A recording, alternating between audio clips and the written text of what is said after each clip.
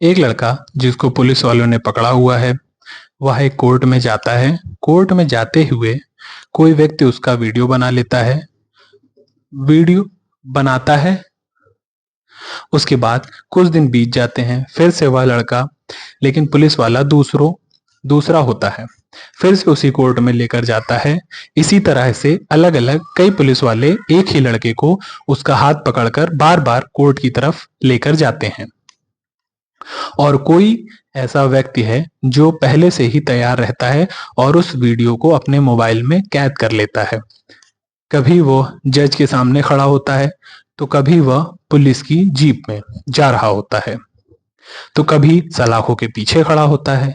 लेकिन जब भी जिस वक्त भी कैमरे के सामने वह आता है, वह हमेशा हंसता रहता है, मुस्कुराता रहता है, और ऐसा लगता है देखकर जैसे कि उस पर पुलिस वालों का कोई डर या फिर खौफ नहीं है। कोई डर, किसी तरह का कोई भी खौफ नहीं है। वो मुस्कुराता रहता है, और इसी की मुस्कुराहट के साथ किसी ने इस वीडियो को सोशल मीडिया पर अपलोड किया है और कई तरह के गाने लगाए हैं, जैसे नायक नहीं खलनायक हूं मैं, इस तरह के गाने लगाए हैं। और साथ में कैप्शन दिया है कि इसने अपनी बहन की रेप का बदला लेने के लिए उस व्यक्ति को मार डाला जिसने इसकी बहन के साथ रेप किया था। बस इतना लिखता था, जिसके बाद कई लोगों ने देखा देखी कई और वीडियो बनाए, और वीडियो बनाने के बाद जैसे ही सोशल मीडिया पर वीडियो अपलोड होते हैं तो वायरल होना शुरू हो जाते हैं। अब बड़ी संख्या में लोग कमेंट करना शुरू कर देते हैं, कहते हैं कि जो भी इसने किया है इसको तो सैल्यूट है, असली हकदार है ये इज्जत का। आज की इस कहानी के माध्यम से यह जानने की कोशिश करते हैं कि आखिरकार यह लड़का कौन है, क्या वाकई ऐसी कोई कहानी है। तो इस कहानी के माध्यम से आखिरकार क्या है, सच क्या है, हम लोग जानते हैं। सच्ची घटना है ये। पंजाब प्रदेश का एक जिला है कपूरथला, और कपूरथला का ही एक इलाका है, एक गांव है बिशनपुर। जटा बात कर रहा हूं। 28 अगस्त 2024 की रात लगभग 9 बजे के आसपास पुलिस कंट्रोल रूम को एक सूचना मिलती है कि यहां पर एक व्यक्ति की सड़क के किनारे, जो कि लखन रोड पर है, लखन रोड पर एक लाश पड़ी हुई है जो कि खून से लथपथ है। ऐसा लग रहा है जैसे किसी ने उसे धारदार हथियार से बहुत बुरी तरीके से मार के काट डाला है। पुलिस को जैसे ही सूचना मिलती है, पुलिस मौके पर आती है। मौके पर आने के बाद उस लाश सच मिलती है। उस लाश को कब्जे में लिया जाता है। कब्जे में लेने के बाद उसको पोस्टमार्टम के लिए भेज दिया जाता है। मारने वालों ने वाकई उसे बहुत ही बुरी तरीके से मारा था। यह मरने वाला कौन है, अब यही एक सवाल था। सवाल का जवाब यह भी था कि आखिरकार इसको मारा क्यों गया है, क्या वजह है जो इसको इतनी बुरी तरीके से मारा है।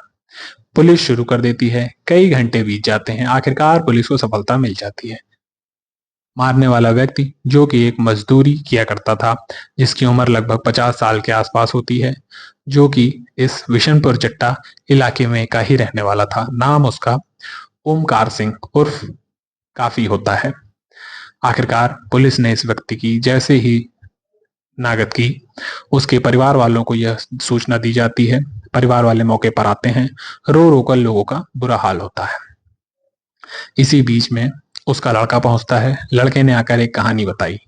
उस कहानी को सुनने के बाद कभी तो गुस्सा भी आता था, कभी लगता था कि शायद इसने गलत किया था, इसको ऐसी सजा मिलनी चाहिए थी। लेकिन यह बात मैं नहीं बल्कि सोशल मीडिया पर कुछ इसी तरह से वायरल भी होने लगता है।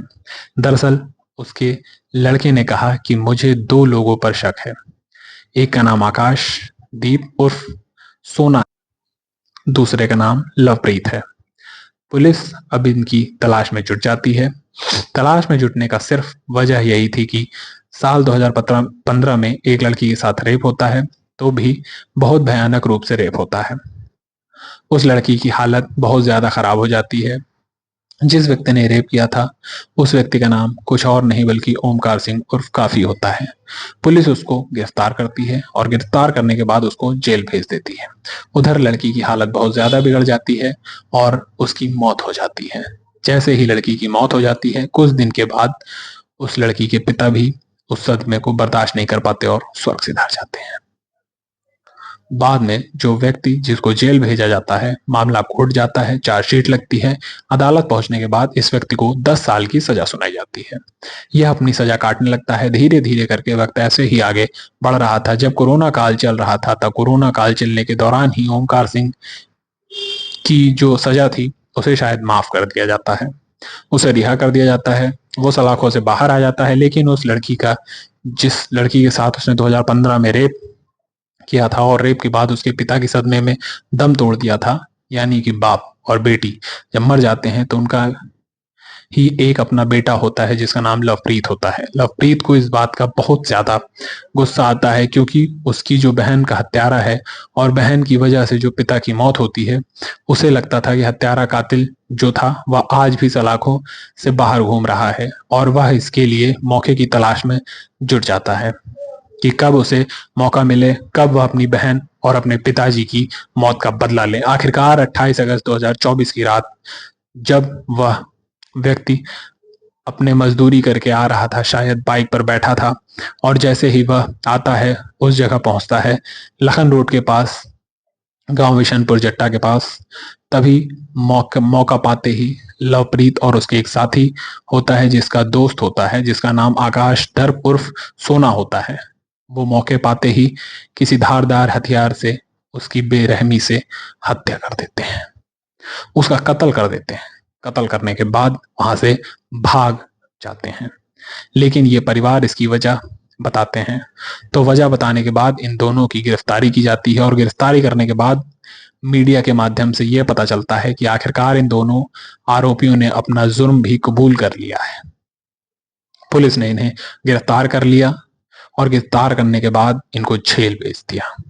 यह बात बिल्कुल सच निकलती है कि बहन की हत्या का बदला लेने के लिए, बहन की रेप का बदला लेने के लिए, पिता की मौत का बदला लेने के लिए लवप्रीत ने इस तरह की घटना को अंजाम दिया था। लेकिन जब पुलिस ने इस घटनाक्रम का खुलासा किया तो लवप्रीत का जो चेहरा था उसे पूरी तरह से ढक लिया जाता है। अब लवप्रीत की कहानी लोगों के सामने वायरल होनी शुरू हो जाती है। वायरल इसलिए होनी शुरू हो जाती है कि एक लड़का जो कोर्ट के बार बार जा रहा है, जो अप्रैल 2023 में किसी कांड को अंजाम देता है, उसके बारे में जब हमने जानकारी जुटाने की कोशिश की तो एक डिफाल्टर के नाम में उसने अपना अकाउंट बनाया हुआ है। अलग अलग सोशल मीडिया हैंडलिंग पर उसके नाम से वीडियो जारी है, चल रहे हैं। उसके बारे में बताया जाता है कि इस लड़के ने कोई छोटी मोटी जैसी चोरी या फिर मारपीट जैसी घटनाओं को अंजाम देता है, और वो जानबूझकर पुलिस वाले उसे पकड़ के ले जाते हैं, कोर्ट के सामने खड़ा करें तो इस तरीके की नकली जेल हो उसमें खड़ा हुआ है। कुछ इस तरह से वीडियो अपने ही साथियों से बनवा लेता है, क्योंकि मीडिया इन्फ्लुएंसर है, ताकि इसकी ज्यादा से ज्यादा व्यूज हासिल हो सके। इसीलिए इस लड़के ने यह काम किया। अब इस लड़के की जो वीडियो बनाई जाती है, अलग अलग पुलिस वाले इसको पकड़ते हैं, कोर्ट की तरफ लेकर जाते हैं, और जो जालन जो घटना हुई थी इस पंजाब के कपूरथला के विशनपुर जट्टा में, उस घटना से इस घटना को जोड़ा जाता है। जो लड़का सिर्फ चोरियां, छोटी मोटी वारदात अंजाम देता है, उन वारदातों के साथ ही इसने अपनी बहन का हत्या का बदला लेने के लिए इस तरह की जो छोटी मोटी रील होती है, रील को अपने उसमें अपलोड कर देता है करके, और उससे मामले को हाईलाइट कर दिया जाता है। कहानी दोनों बिल्कुल अलग हैं। जो विशनपुर जट्टा की जो खबर है जिसमें लवप्रीत नाम के लड़के ने अपनी बहन की हत्या का बदला लेने के लिए काम किया है, वह कहानी अलग है। और जो लड़का यह छोटी मोटी वारदात को अंजाम देकर मुस्कुराता रहता है, पुलिस वालों के सामने आता जाता है, वह कहानी बिल्कुल अलग है। लेकिन लोग उसे जोड़कर देख रहे हैं और इसकी बड़ी तारीफ भी कर रहे हैं। इन्हें सैल्यूट का काम किया जा रहा है। तो सैल्यूट का काम लवप्रीत ने किया है, ना कि सैल्यूट का काम उस लड़के ने किया है जो इस लड़के को हीरो बनाने की कोशिश की जा रही है। बल्कि कानून ने अपना काम किया था, लेकिन कानून ने शायद जो सबूत मिले होंगे उस वक्त ओमकार सिंह पर वही धाराएं चली। उसी के बाद उसको 10 साल की सजा जरूर सुनाई गई थी। लेकिन कोरोना काल में उसको किस वजह से रिहा कर दिया गया था, इस बारे में तो कोई जानकारी मिल नहीं पाई है। लेकिन जिस तरह से लवप्रीत अपनी बहन, अपने पिता की हत्या का बदला लेता है, उसके बाद इस लड़के के साथ इस कहानी को जोड़ दिया जाता है। दोस्तों, इस पूरी घटनाक्रम को सुनाने का उद्देश्य किसी को परेशान करना नहीं है, किसी का दिल दुखाना नहीं है, बल्कि आपको जागरूक करना है और आपको सचेत करना है। तो अगर आपको हमारी कहानी पसंद आई हो तो इसको लाइक जरूर करें, सब्सक्राइब जरूर करें, और ऐसी और कहानियों के लिए हमारा चैनल अभी सब्सक्राइब करें। जय हिंद, जय भारत।